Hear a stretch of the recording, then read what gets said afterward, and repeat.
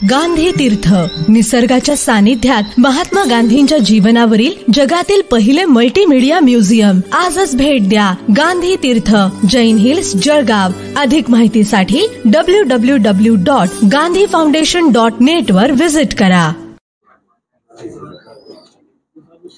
लोकसभा निवडणुकीच्या प्रचाराच्या तोफा आज थंडावणार आहेत. लोकसभा मतदान हे अवघ्या काही तासांवर आलेलं आहे. मात्र या 2 दिवसात झालेल्या काही नाट्यमय घडामोडी, त्याच्यामुळे जळगाव जिल्ह्याच्या राजकारणाला काही नाट्यमय कलाटणी मिळाली आहे का, निवडणुकीवर त्याचा सकारात्मक किंवा नकारात्मक परिणाम होणार आहे का, हे सर्व जाणून घेण्यासाठी आपल्यासोबत आहे शिवसेनेचे ज्येष्ठ नेते संजयजी सावंत. सावंत साहेब, ज्या पद्धतीनं सुरेश दादा जैन ज्यांनी अक्षरशः 4 दशकं गाजवलेली आहेत जळगाव जिल्ह्याच्या राजकारणावर, जनमानसावर ज्यांचा मोठा पगडा राहिलेला आहे, तर आपल्याकडून जाणून घ्यायचं आहे की आपण सुद्धा शिवसेनेचे एक चाणक्य म्हणून अलीकडे आपली एक प्रतिभा लोकांसमोर आलेली आहे. तर आपणास काय वाटतं, माननीय दादा यांचं राजीनामा देणं, त्याच्यानंतर कुठे ना कुठे भारतीय जनता पार्टीला त्यांचा सपोर्ट करणं, हे कितपत नाट्यमय कलाटणी ठरेल? आपण पाहिलं असेल की सुरेश दादा हे राजकारणाच्या पलीकडे असून जळगावातलं एक फार मोठं आदरणीय व्यक्तिमत्व आहे. दादांनी आजपर्यंत राजकारणात जे निर्णय घेतलेत ते आपल्या सर्व सहकार्यांना सोबत घेऊन घेतलेले आहेत. वेळोवेळी पक्षांतर करताना सुद्धा त्यांनी आपल्या सर्व सहकार्यांना विश्वासात घेऊन काही गोष्टी केलेल्या आहेत. आणि आपण पाहिलं असेल, त्यांनी स्वतःच्या ज्या वेळेला तिथे प्रेस कॉन्फरन्स झाली त्या स्वतःच्या ह्याच्यात त्यांनी असा उल्लेख केलाय की गेले 14-15 दिवस गिरीश भाऊंचा त्यांना सतत संपर्क चालू आहे. आणि ह्याच्यातच हे सर्व उत्तर आहे. कारण निवडणुकीच्या तोंडावर राजीनामा देणं हे दादांना स्वतःला सुद्धा माहिती आहे. पण शेवटी वयाच्या 81-82व्या वर्षी माणसाने किती मनस्ताप सहन करून कुटुंबाला त्यात मनस्तापात आणणं, यापेक्षा यापासून दूर राहणं हे त्यांनी पसंत केलेलं आहे. आणि त्यांनी कालच्या त्यांच्या राजीनाम्यात सुद्धा उल्लेख केलेला आहे की शिवसेनेच्या प्राथमिक सदस्यत्वाचा मी राजीनामा देत आहे, पण मी कुठल्याही पक्षात न जाता मी मार्गदर्शक या भूमिकेत माझं काम करणार आहे. आणि ते सर्वांचं एक मार्गदर्शन करणारे आपले या जिल्ह्यातले ज्येष्ठ नेते म्हणून सगळेजण त्यांच्याकडे पाहतात. मी सुद्धा आजच नाही, भविष्यात सुद्धा त्यांच्याकडे आशीर्वाद आणि मार्गदर्शन घ्यायला जाणार आहे. पण आजचा प्रकार जो आपण पाहिला, दादाने उभ्या आयुष्यात कधी कुठला कागद असा वाचून प्रेसला उत्तरं दिली नाहीत. तर दादा खरं म्हणजे दादा म्हणजे अत्यंत स्पष्ट वक्ते, परखड असे वक्ते. म्हणून मी तुम्हाला सांगतो की दादा स्वयंस्फूर्तीने उत्तर देणारे आहेत. दादांनी 40 वर्षाच्या राजकारणात कधी असा कागद वाचला नाही. पण आजच्या प्रेसमध्ये आपण पाहिलं असेल की दादा एक कागद वाचत होते.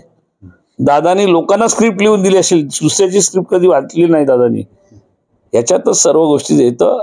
दादा फार मोठे आहेत आणि अशा मोठ्या व्यक्तिमत्वाचा दुर्दैवाने या पक्षाची नीतीच खराब आहे.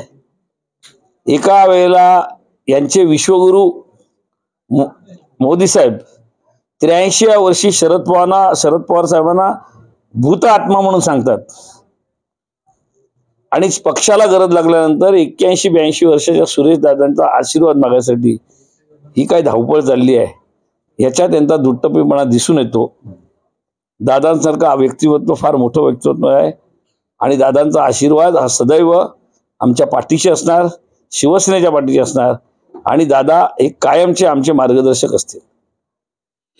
सावंत साहेब, दादांची ही जी घडामोडी झालेली आहेत, तर शेवटचा पण अत्यंत महत्त्वाचा प्रश्न आपणास विचारायचा आहे की दादांचं अशा प्रकारे हे जे काही घडलेलं आहे, तर जे आपले राजकीय विरोधक आहे त्यांचं असं म्हणणं आहे की हा एक मास्टर स्ट्रोक होता, हा चेकमेटचा एक प्रकार आहे किंवा समोरच्याला नॉकआउट करण्याचा प्रकार आहे, असे दावे केले जात आहेत. तर शिवसेना आता लोकसभेला उमेदवार उभे आहेत आपले मशाल हाती घेऊन, तर कुठेतरी एक मानसिक नीतिधैर्याचं खच्चीकरण झालेलं आहे शिवसैनिकाचं या निमित्तानं, किंवा अजून तुम्ही ईर्षेनं पेटून उठाल किंवा अजून दादा स्फूर्ती मिळते दादांचे यामुळे काय सकारात्मक किंवा नकारात्मक परिणाम होणार आहे मानसिकतेवर? दादा सदैव आमचे आदरस्थान आहेत, असतील, राहतील. या सगळ्या भूमिकेचा कोणीतरी राजकीय फायदा घ्यायचा प्रयत्न करेल, पण दादा आणि संपूर्ण जळगावकर दादांना आज ओळखत नाहीत, कित्येक वर्षापासून ओळखत आहेत. त्याच्यामुळे याच्या मागची सगळी भूमिका ही जळगावकर चांगली ओळखून आहे. आणि त्याच्यामुळे मी एवढंच सांगेन की ह्या ज्या काही घडामोडी करण्याचा केविलवाणा प्रयत्न आहेत, दादा हे शरीराने जरी आज आपल्याला सांगितलं तरी दादा मनाने शिवसेनेसोबत आणि शिवसेनेसोबतच आहेत. त्याच्यामुळे त्यांचा आशीर्वाद हा नक्कीच आमच्या मागे राहणार आहे. शेवटचा प्रश्न मगाशी म्हटलं होतं, पण त्याला जोडूनच एक जोड प्रश्न उपप्रश्न आहे. आपण सुद्धा उल्लेख केला की दादांनी पत्रकार परिषदेमध्ये अक्षरशः एक कागद वाचलेला आहे. म्हणजे त्याचा अर्थ असा होतो की एक शब्द सुद्धा इकडे तिकडे व्हायला नको याच्यावर त्यांचा कटाक्ष होता. तर दादा कुठल्या तरी अनाकलनीय अदृश्य अशा विलक्षण दबावाखाली आहेत का, आणि ती अदृश्य शक्ती कोण असावी? आपल्याला माहिती आहे की दादांना अडचणीत आणलं कोणी, आणि दादांच्या सोबत या जळगावातील आपल्या कित्येक माऊली, आजपर्यंत हे पाप जळगावात कोणी कधी केलं नसेल, पण ह्याच भाजपवाल्यांनी दादांसकट कित्येक माऊलींना जेलमध्ये टाकलेलं आहे. आणि त्याच्यानंतर दादा किती बॅकफुटवर गेले आपण पाहिलं आहे.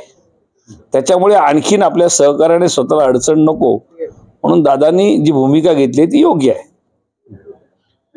परिणामाबद्दल काय, किती परिणाम निवडणुकीवर, मतदानावर? परत तुम्हाला मी सांगतो की दादांमुळे किती परिणाम वगैरे हा विषय नाही. दादांचा आशीर्वाद आमच्या सोबत आहे, सोबत राहील.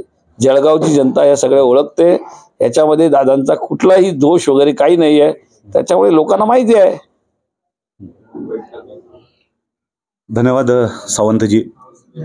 सावंतजी यांनी आपले विचार स्पष्ट केलेले आहेत. जरी स्पष्ट उत्तर त्यांच्यातर्फे आलेलं नसलं तरीही त्यांची एक संजय दृष्टी आहे, दिव्य दृष्टी आणि दूरदृष्टी, अशा तिन्ही प्रकारच्या दृष्टींचा संगम त्यांच्याकडे आहे.